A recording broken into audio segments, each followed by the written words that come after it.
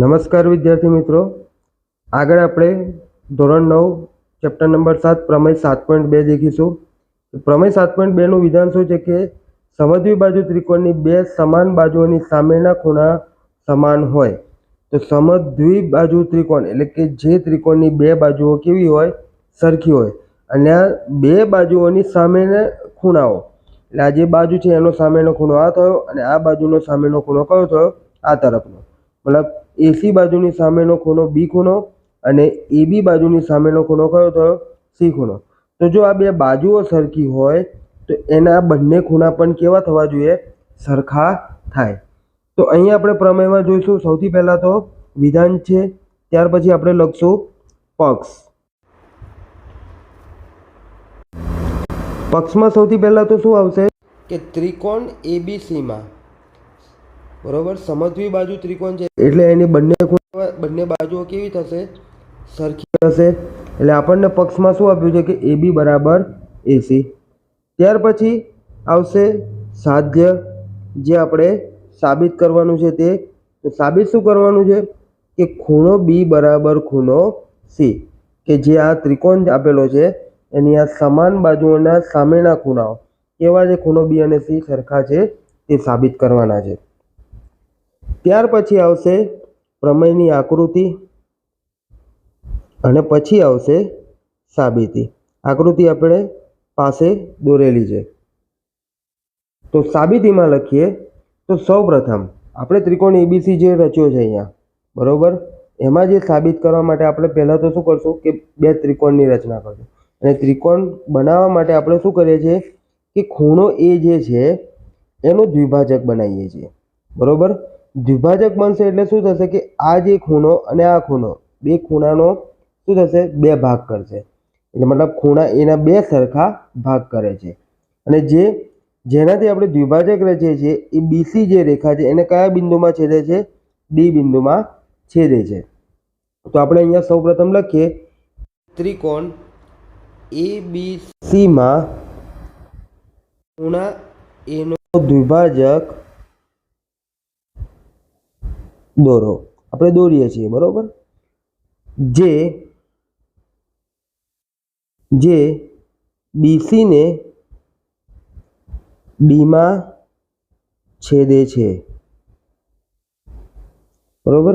હવે દ્વિભાજક રચવાથી આપણને અહીંયા શું થયું, બે ત્રિકોણ મળ્યા.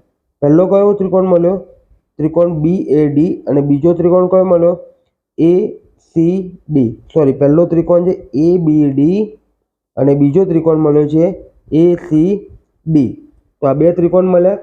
તો હવે આપણે આ બે ત્રિકોણની વાત કરીએ તો ત્રિકોણ બી એ ડી અને ત્રિકોણ સી એ ડીમાં, તો બંને ત્રિકોણમાં સરખું શું છે તો જોઈએ. તો પહેલું તો આપણને જે એબી અને એસી બાજુ છે જે પક્ષમાં આપી છે એ સરખી છે. તો લખશું કે એબી બરાબર એસી.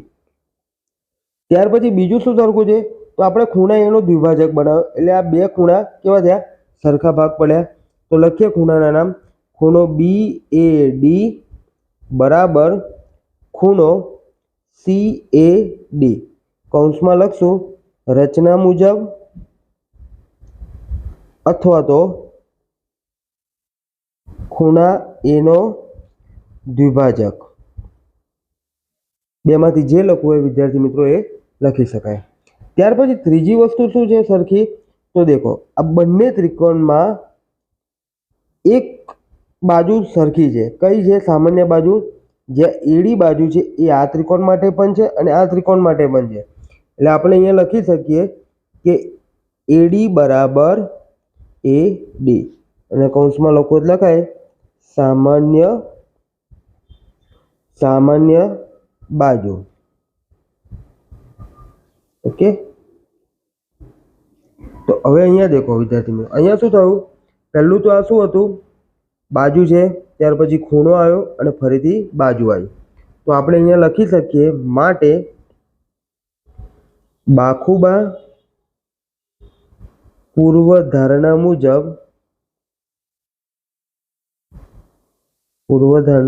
પ્રમાણે ત્રિકોણ BAD એકરૂપ ત્રિકોણ CAD થાય.